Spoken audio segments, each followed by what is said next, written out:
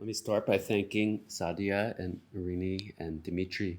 It's a real treat to have you guys open this space and share this place with us and with me specifically. And it really does matter thinking about these issues here. And I do hope this is only the beginning of our conversations. It's a very exciting group and gathering, and I feel privileged to be a part of it.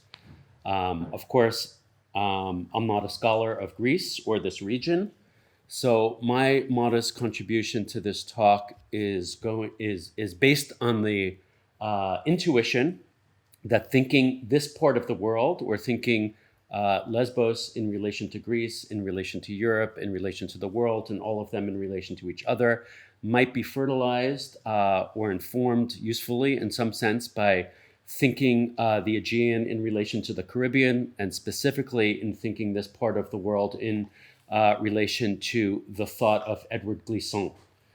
So I'm going to give a paper on Edward Gleasons, the Martinican writer, who is best known for his attempts to unthink conventional assumptions about space and territory and culture through concepts like detour and wandering and creolization and relation, famously. But I'm going to focus here on some less well-known, but I think crucially important for his work, but also perhaps for this conversation, his temporal categories. Most generally, his cryptic and exciting but underspecified conception of a prophetic vision of the past, and his related conceptions of non-history, tormented chronology, and a painful sense of time. The talk is drawn from a larger essay on Gleasons and these issues that I've extracted, and we'll see how it goes. So at the very beginning of Le Discours Entier, Antillean Discourse, translated to English as Caribbean Discourse, Gleasons defines the French Antilles as, quote, destined to always be in an unstable relation with its own reality. This unstable relation is, of course, territorial, cultural, psychic, and existential, the result of deportation and dispossession, the Middle Passage and enslavement, which ruptured New World Black communities' relation to African homelands and distorted their relation to their current Antillean surroundings. But it is important to remember that for Gleasons, the Antilles' unstable relation to its own reality is not only spatial, but also temporal. We might say that in addition to cultural creolization, he's interested in the creolization of time and history, characterized by temporal ruptures, temporal entanglements, detours, wanderings, etc. All of his key concepts, I think, have temporal aspects. Gleasons agrees with his fellow Caribbean anti-imperialists, including Césaire, Laming, Brathwaite, Walcott, and Edward Bow, that it is ridiculous to claim that a people has no history. Yet, in an interesting way, he also insists that Antillians cannot inhabit history in ways that were possible for Europeans or Africans who had not been kidnapped, deported, enslaved. This collective displacement, he contends, created a contradiction or discontinuous relation between what he called surroundings and accumulated experiences. This is the systemic source of what Gleasons calls non-history. So this is one of his master concepts all the way through Le Discours Entier, non-history. Let me read a quote. The French Caribbean, he says, is the site of a history characterized by ruptures that began with the brutal dislocation, the slave trade.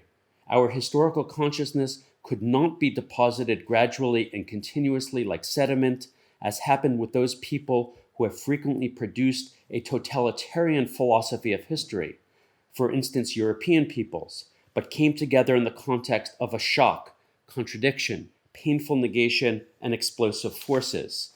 This dislocation of the continuum and the inability of the collective consciousness to absorb it all characterizes what I call non-history. So for Gleasons, Antillians were denied the conditions of possibility of conventional history, the more or less organic unity of territory, people, tradition, culture, and language that might allow surroundings and experiences to align and historical consciousness to accumulate in a steady fashion. According to Gleasons, the predicament of non-history erased collective memory, obstructed the development of a political consciousness, and undermined any broader conception of Caribbean unity. At a deeper level, he argues that it condemned Antillians to what he called a painful sense of time. This image of time itself as a source of harm certainly refers to the historical ruptures of the Middle Passage and plantation slavery. But Gleasons' painful sense of time also, I think, refers to the peculiar course of historical development after the abolition of slavery, when every moment of liberation in the French Antilles enabled a new form of domination. So emancipation in 1848 set the stage for Republican colonialism. Third Republic citizenship enabled proletarianization. Departmentalization produced dependency, and development produced welfare consumerism. Gleasons thus speaks of what he calls a tormented chronology, where every supposed step towards freedom further eroded the grounds of real self-determination. That's my language. Here, time cannot be experienced as linear, and history cannot be experienced as progressive. So I would like to suggest that Gleasons' painful sense of time refers to this uncanny experience of a people charging forward only to find itself back in a situation that had been supposedly left behind. Tormented chronology and painful time also, I would suggest, refer to the layered traces or sediments produced by this untimely process. So Gleasons describes what he calls the fissures that become visible when the landscape unfolds. And the metaphor he uses is torrential rainstorms, where this kind of the underlying roots and structure and materiality of the earth and the rocks and the trees become visible in torrential landscapes. But I also read him as referring to the temporal fissures in the socio-historical landscape that become visible at unexpected moments. Just below Martinique's colonized and cultivated surface, Gleasons apprehends the untimely traces of historical domination and collective struggle. He's always referring to the traces in the beneath the seemingly placid surface of fugitive Maroons, enslaved plantation cultivators, so-called coolie laborers, and striking agricultural workers. He remarks, quote, "So history is spread out beneath the surface. Our landscape is its own monument. Its meaning can only be traced on the underside. It is all history." And of course, he means, using Gleasontian language, that it is all non-history, marked by cultural and temporal creolization. He writes, "This landscape is not saturated with a single history, but effervescent with intermingled histories, rushing to fuse without destroying or reducing each other. These intermingled histories and epochs remain co-present to one another within the untimely present, or the non-synchronous now. Temporal fissures in Gleasons' world and in his writings, he shows us, may suddenly open. Persistent wounds are reactivated, unfinished business recommences, and spectral predecessors return to make their presence felt. For Gleasons, these revenants have an uncanny capacity to arrest contemporary actors. So in one scene from Le Discours Entier, he's referring to being among a group of tourists on the beach in the 1970s, and he recounts, quote, "We come to a halt, not certain what slows us down. We come to a halt, uncertain what slows us down at that spot with a strange uneasiness." Similarly, elsewhere he conjures both the legendary scene in May 1802, where the defeated mulatto general Louis Delgrès led his troops to commit collective suicide rather than be re-enslaved by Napoleon in Guadeloupe, and the July 1953 attack on the Moncada barracks led by Fidel Castro, which marked the start of the Cuban Revolution. Gleasons writes, quote, "Today we hear the blast from Matuba, but also the volley of shots fired at Moncada. Our history comes to life with a stunning unexpectedness. The emergence of this common experience, broken in time, that shapes the Caribbean at this time, surprises us before we have even thought about the parallel.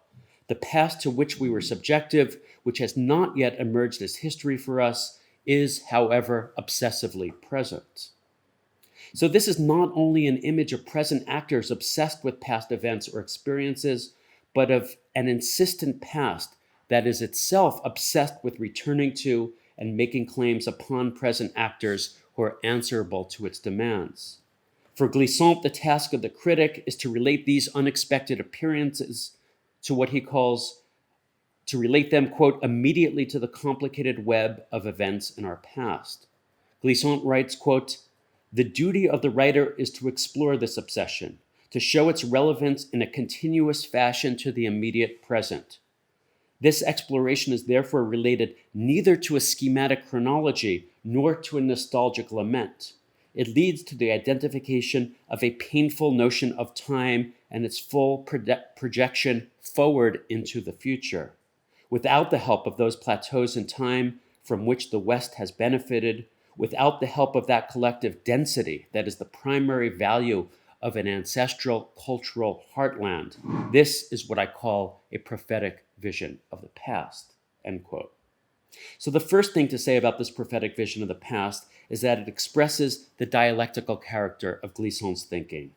This painful sense of time is both an affliction and an aptitude, something to which Antillians are both condemned to and endowed with. It is an obstacle that may generate an opportunity for insight, opportunity for politics. Forced to live history otherwise, it allows Antillians to think history differently. Gleasons remarks that non-history, quote, allows us to live another notion of time. He writes, history is not only absence in us, it is vertigo. This time that was never ours, we must now possess. We do not see it stretch into our past and calmly take us into tomorrow, but it explodes in us as a compact mass, pushing through a dimension of emptiness where we must, with difficulty and pain, put it back together. Now, when he says put it back together, he doesn't mean put it back together in some kind of linear, sequential, chronological way. It's this task of putting it back together in a way that respects the peculiar temporality of this process. That is what he invites us to do, and kind of one of the many gifts that he offers us. Noting, quote, that Caribbean discourse cannot be readily seized, Gleasons calls for a method of what he calls piling up bits of scattered reality that keep slipping away. And he calls this method a poetics and sometimes a counter-poetics. That is to say, a creative approach that would blur the boundaries between history, literary studies, fiction, critical theory, and philosophy in order to grasp time, know the past, and figure history in ways that do not presuppose linear chronology or self-identical tenses, in ways that do not begin with the provincial unities of people, place, culture, language, and tradition, upon which conventional conceptions of historical agency, causality, and context typically depend. Given this, it is no surprise that Gleasons first develops this notion of a prophetic vision of the past in his literary writings, which offer obviously an ideal medium for just such a counter-poetics.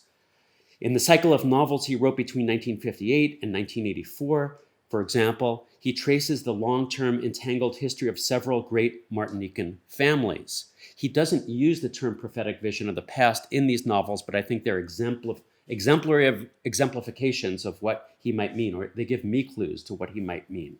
In the 4th century, which I think is the centerpiece of these novels, we see how a set of original familial conflicts rooted in the founding contradiction of a society organized around anti-Black violence and racial slavery continues to shape historical outcomes across the centuries. Gleasons conveys this through by representing something like an untimely dream world in which conventional distinctions between past and present blur. This is not it's an epic transgenerational story of families, but it's not realist fiction. The narrative is organized around a series of conversations between a young writer, Mathieu Bellouz, and one of his elder distant relatives named Papa Longueuil. Longueuil is a quimboisseur, a healer and seer, possessing ancient African forms of knowledge that he inherited from his ancestors, which included the founder of Martinique's Maroon community. Matthew slowly learns, and the whole novel is organized around an original kind of life and death conflict between Papa Longue's first Maroon ancestor and Matthew Beluz's Maroon ancestor, who come over. The Beluz ancestor betrays the Longue ancestor to the slave traders, sells him out, but they are both captured together and deported on the same ship. And the moment they arrive in Martinique, they have a life and death fight. That first night, Longue escapes to the hills, and these families are locked in an intergenerational conflict and embrace an intimacy of entanglements and intermarriages and tragic deaths. And it's kind of an amazing story in this novel, but it's also one he tells through different facets over the course of 3 or 4 novels from different points of view. And Faulkner is a key reference point for Gleasons in writing this. So Matthew slowly learns this transgenerational history of tragic suffering, conflict, and loss through Longue's wandering, halting, and fragmented mix of remembrance, narration, and reflection. The young writer goes up into the hills, sits with the elder relative and a person from the opposing family, and interviews him and sits there talking to him. And very quickly, Longue controls the interviews and their narrative. So running through the novel is a second-order set of reflections on the tension between Mathieu's conception of and desire for rational, chronological, and discursive history, and he's also an activist and a revolutionary leftist, we learn in another novel, on the one hand, and Longue's conception of and commitment to a concrete, mythic, poetic, and nonlinear understanding of the past, which is always stubbornly present. Insofar as the original conflict and endless entanglements between Longue and Beluz lineages ensure non-history and non-progress, tormented chronology and painful time, repetition and haunting, this novel offers us something like a prophetic view of the past.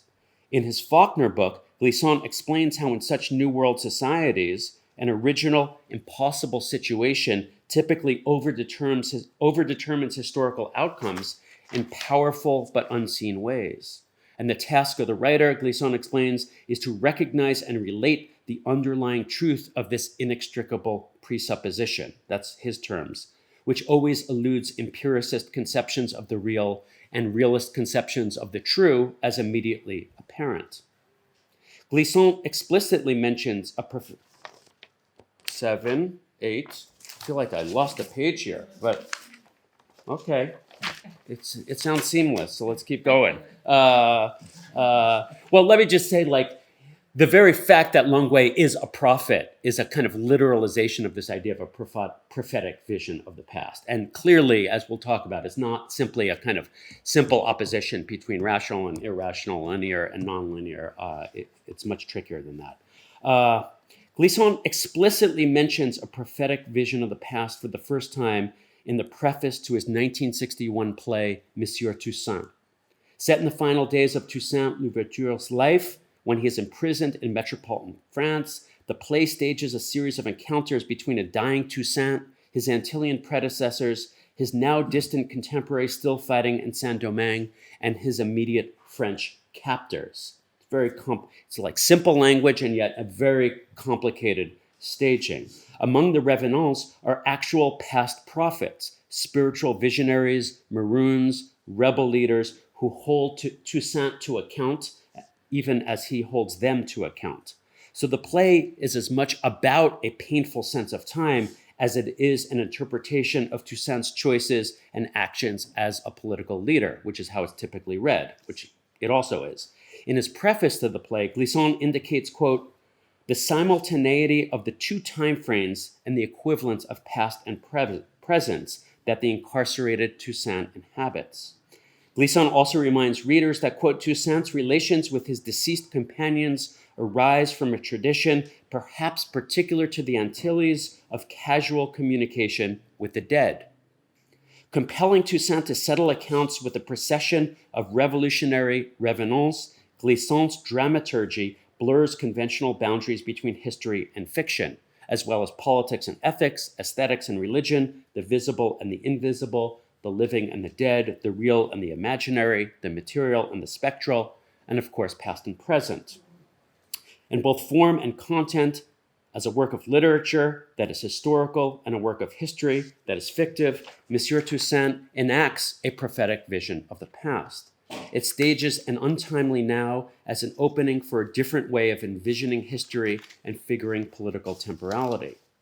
Throughout the play, past prophets hold Toussaint accountable for the revolution that might have been, for unrealized visions of possible futures. These include the struggle for radical autonomy by self-managing peasant cultivators that Toussaint inherited from these earlier dissident ancestors. But they also include Toussaint's own unrealized vision of translocal solidarity and universal political community. Towards the end of the play, a dying Toussaint sketches for Dessalines the rough outline of an alliance between insurgent Antilleans, colonized Africans, French peasants, and metropolitan revolutionaries who could join forces against European capitalism, imperialism, militarism, bureaucracy, and statism and elitism in the service of a different republic, a different Saint-Domingue, a different world. If this play shows Toussaint recognizing with his political legacy through a dialogue with his spectral predecessors, of course, the play is also staging Gleasons' own reckoning with his own political present through a dialogue with the multiplex legacy of the Haitian Revolution. In 1961, Gleasons, like Toussaint, is confronted by a situation marked by the limitations of state sovereignty in a world order overdetermined by global capitalism, Western imperialism, and metropolitan cultural hegemony.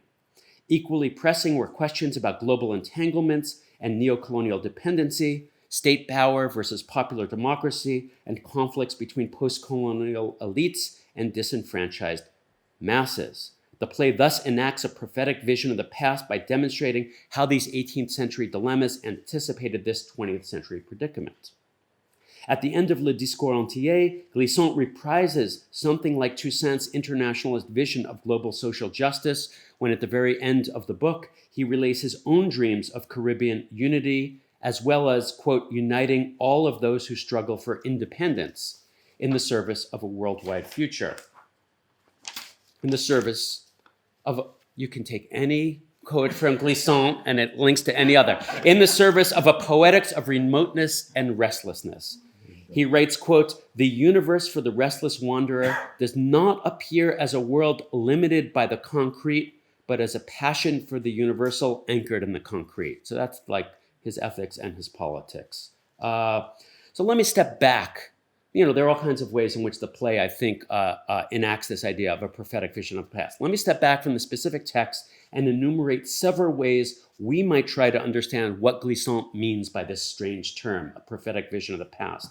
First, I would suggest it signals the kind of insight, or what Du Bois called second sight, that can identify a structural predicament, systemic contradiction, or unresolved conflict that will continue to shape events and constrain possible outcomes. The prophetic orientation to the past recognizes the socio-historical knots within and across social formations that will always impede linear development and conventional progress. Under such conditions, despite intentional actions and historical contingencies, the structural situation will tend to reproduce itself again and again. A prophetic vision of the past can thus see and foresee untimely processes, right? By knowing that past, you can prophesize what's to come, which is different from predicting, right? It's not back to calculation and calculability. It's a deep understanding. Second, this kind of prophetic vision conveys Gleasons' own ongoing attempt to trace how aspects of the specific Antillean past encapsulate, anticipate, and set in motion crucial aspects of the worldwide future. The capitalism and imperialism that propelled the Atlantic slave system wrought mass displacement, violent entanglements, and a general condition of creolization, transversality, errancy, wandering, and relation. As a result, the Antilles were marked by non-historical disjunctions between people, place, culture, language, consciousness, tradition, etc. And Gleasons' idea is that 18th century past foresees the 20th century condition of global entanglement, right? Because the Atlantic slave system is this, and world order is this long-term, creates these long-term contradictions that we are living with. So that past anticipates the globalized future, as long as that globalized future continues to be kind of organized around the interstate system, capitalism, imperialism, racism, etc. So that's a prophetic view of the past. Another sense of it. I'm going to skip here and say third, and uses the language elsewhere. I have a quote in here where he talks about our hesitant clairvoyance, right? The Antillean past kind of contains the kind of not just the kind of arrangements and conditions and predicaments that will come to define a Western-dominated global future, but it also contains within it the capacity to recognize them, to see them. So third, this kind of hesitant clairvoyance or prophetic view of the past, I would suggest, also signals new ways of seeing and relating this predicament of non-history that characterize the Antillean past and the global present. A prophetic vision of the past approaches history creatively and imaginatively. It refuses conventional divisions between history, literary studies, critical theory, philosophy, and poetic. So there's an epistemological dimension to his call for a prophetic view of the past. It's a different way of thinking time and representing history. It transcends the realist and empiricist protocols of the modern human sciences, which continue to mistake the given and the visible for the real and the real for the true. A prophetic vision of the past unthinks conventional oppositions between here and there, now and then, us and them. It allows writers to grasp the immaterial and the unseen, the spectral forces that have shaped world history. A prophetic vision of the past engages in casual communication with the dead, just like Toussaint in that play. It illuminates temporal fissures in the social landscape. A prophetic vision of the past allows us to hear the guns of Matuba and the blast of Moncada. So third, a prophetic vision of the past entails the kind of backward-looking clairvoyance that strains to recognize not only the past predicaments that will continue to shape the future, but strains to recognize missed opportunities, unrealized possibilities, and histories of what might have been, which is why he concludes both that play and Antillean discourse with this vision of a different kind of possibility. So this is not only a matter of mourning losses or commemorating victories, but of pursuing the possible futures imagined by past prophets whose unrealized potential may persist within the writer's own untimely now. So that's a certain kind of history. A prophetic vision of the past looks to the past for these unrealized possibilities that may still persist in an untimely now and can be reactivated, reclaimed, set in motion, at least made visible and audible. So in this manner, a prophetic vision of the past attempts to conjure a true, which is to say emancipatory and transformative Antillean discourse. Gleasons' project in Le Discours Entier is not just to trace Antillean discourse, discourses of the Antille, and everyday discourses among Antillians about their own situation. It does both of those, but it also aims to produce a new Antillean discourse, a real Antillean discourse that could nourish popular consciousness, collective action, a disalienating process that could only come about through connection with the already existing and emergent forms of Antillean discourses among everyday people. So I think that's bound up with this idea of what a prophetic vision of the past might be. Gleasons' desire to explode Caribbean historiography in order to better grasp Antillean non-history, in other words, is not only an epistemological intervention. He's not simply working out a better method for understanding the past as it really was, a better method of doing history, although he's certainly trying to do that.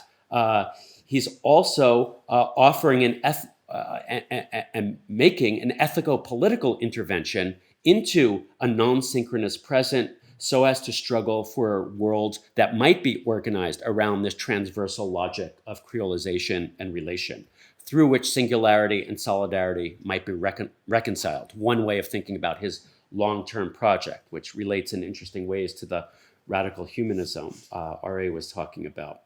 So let me conclude here. How might any of these reflections on non-history, painful time, and a prophetic vision of the past relate to Greece or the Eastern Mediterranean?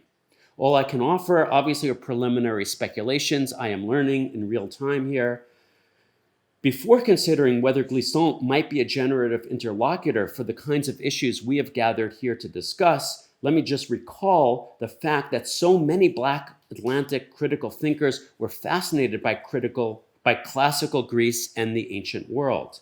Among them were C.L.R. James, Leopold Senghor, Aimé Césaire, Derek Walcott, and Gleasons, among many others. Some of them wrote directly about Greece. Others taught Greek and Latin to secondary school students, both overseas or in the colonies and in the metropole. We're still waiting for the book that really works through this peculiar and really productive relationship between the Caribbean and ancient Greece and these Black anti-colonial thinkers and this question of the classical world. On one level, it's not surprising that Caribbean thinkers condemned to non-history by European imperialism and epistemology would want to examine the supposed source of Western civilization and putative superiority. Ancient Greece was also the scene of Western origin myths about epic lineages in given places that founded enduring communities, which would make history and propel humanity into better futures. Caribbean thinkers had not only questioned the historical veracity and criticized the underlying ideology of these narratives, they have also underscored how the ruptures, displacements, and dispossession of Atlantic slavery destroyed any possibilities for similar forms of belonging, continuity, or development. As Gleasons talks about, in the world of plantation society, social life was anything but smooth, continuous, linear, or self-identical. New World social formations were métis, polyglot, and exceptional. Communities of enslaved Blacks, torn from ancestral homelands and traditions, were condemned to confront what Gleasons calls the abyss. The severe contrast with an idealized classical Greece underscores this point. Yet they also make the opposite move, which is fascinating. These Caribbean thinkers also explore the many ways that the ancient world already disrupts these mythic origin stories. They take a second look, and on closer inspection, the epic poems and tragic dramas convey stories of scattering and wandering, of imperial domination and cultural mixture, of impossible situations and self-undermining choices. Here were lyrical stories of transgenerational suffering and tragic loss. These were worlds marked by persistence, repetition, and haunting, by unavoidable errancy and ongoing creolization. In other words, the very sources of Western self-understanding could also ground a very different epistemology based less on rational abstractions than on concrete embodiment, experience, aesthetics, etc. Indeed, these Caribbean thinkers underscored the profound social, cultural, and epistemological disjunctures between ancient Greece and modern Europe. That was their imminent critique of the West. Whether through the lyric poets, tragic dramatists, pre-Socratic philosophers, or the Athenian polis, many Caribbean writers produced a counter-myth of ancient Greece, in which social life was organized around poetic ways of being, knowing, making, and relating. It was not organized around alienating oppositions. These were forms of life that once existed in the West, but were destroyed and then forgotten in a modern world organized around rationalism, individualism, liberalism, parliamentarism, statism, utilitarianism, productivism, capitalism, etc. So from this perspective, the world of ancient Greece looked more like either pre-colonial Africa or the early modern Caribbean than it looked like the modern Europe that claimed it as its predecessor. So Gleasons both admired the Greek tragic epics for putting their finger on something right about lived experience in the ancient world and outside of the modern West, even as he also challenged and questioned the way they ultimately functioned to tell what he called Genesis stories of origin and continuity. So he played, and many of these writers played, with the kind of resonances and disjunctures between the Caribbean and Greece. So let me read two quick Gleasons quotes in which he opposes the Mediterranean and the Caribbean. One, quote, "As Mediterranean myths tell us, thinking about one is not thinking about all. These myths express communities, each one innocently transparent for self and threateningly opaque for other." So he says we need new tragic epics because the Greek tragic epics, the Western tragic epics don't do it for our experience, which is what he's trying to do in these novels I was talking about. Second quote, "The Caribbean may be held up as one of the places in the world where relation presents itself most visibly. This has always been a place of encounter and connivance, compared to the Mediterranean, which is an inner sea surrounded by lands, a sea that concentrates in Greek, Hebrew, and Latin antiquity, and later in the emergence of Islam, imposing the thought of the one. In contrast to that, the Caribbean is a sea that explodes the scattered lands in an arc. It is a sea that diffracts. The reality of archipelagos in the Caribbean provides a natural illustration of the thought of relation, relation. Yet Gleasons' oppositions between the one and the all, a sea that concentrates and a sea that diffracts, European history and Antillean non-history begin to dissolve when we consider the Aegean Sea, or archipelagos, yes? Its scattered arcs of islands, after all, is the original archipelago, source of one of the master concepts through which Gleasons sought to grasp Antillean non-history. Far from being a self-enclosed and inward-looking totality, these archipelagos trace innumerable openings and pathways across the supposedly fixed boundary between the European Christian West, embodied by Greece, and the Ottoman Islamic East, embodied by Turkey. This corner of the Eastern Mediterranean is fundamentally a space of movement and mixture, errancy and transversality, creolization and relation. In this archipelagic world, there are no grounds for assuming any kind of smooth alignment or identity between people, place, culture, consciousness, language, and tradition. Here, social and historical processes confound the territorial and temporal assumptions that underline the conventional human sciences.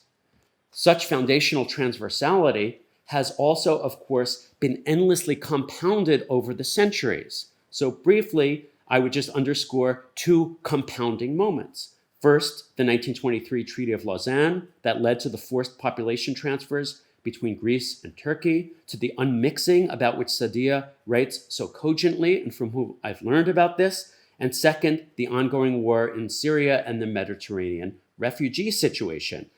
Both have entailed violent forms of mass displacement, impossible efforts to entangled communities that generate new mixtures, which stoke deeper and desperate desires for further unmixing, leading to more rigid boundaries and reified differences. For so many destroyed families and broken communities, this archipelago has been a scene of what Gleasons calls an abyss, a different kind of abyss, but I think it's useful to think them together. It has been a source of transgenerational suffering and persisting trauma, of tormented chronology and a painful sense of time. As Asli Igiz demonstrates in her book Humanism in Ruins, which Saadia suggested I look at, it's a fantastic book. The 1923 population transfers, we learn, have continued to haunt Turkish politics through what she calls palimpsests of racial and segregated thinking from the 1950s through the 70s war in Cyprus, through liberalization in the 80s, right up to the AKP neo-Ottomanism today. We can only imagine what kind of haunting afterlife is in store for the current refugees.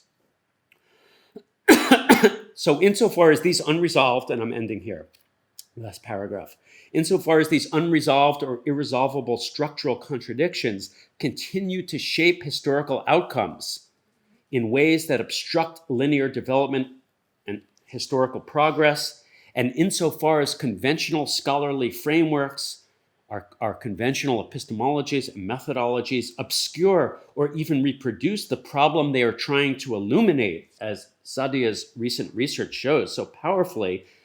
Insofar as all of this is the case, this Mediterranean archipelago, inseparable from Greece, whatever that means, both requires and enables something like a prophetic vision of the past as well. And given that through the 20th century, this archipelago has been marked by displacement, dispossession, entanglement, and transversality, it may confirm Gleason's specific prophetic vision of the past, which is based on the belief that the abyssal Caribbean past anticipates the dehumanizing global future we now inherit. So in these ways, among others, that you guys will know how to think better than I can, I would suggest that Gleason's reflections on non-history, tormented chronology, a painful sense of time, and a prophetic vision of the past might usefully inform our attempts to think Lesbos, Greece, Europe, and the world together and differently.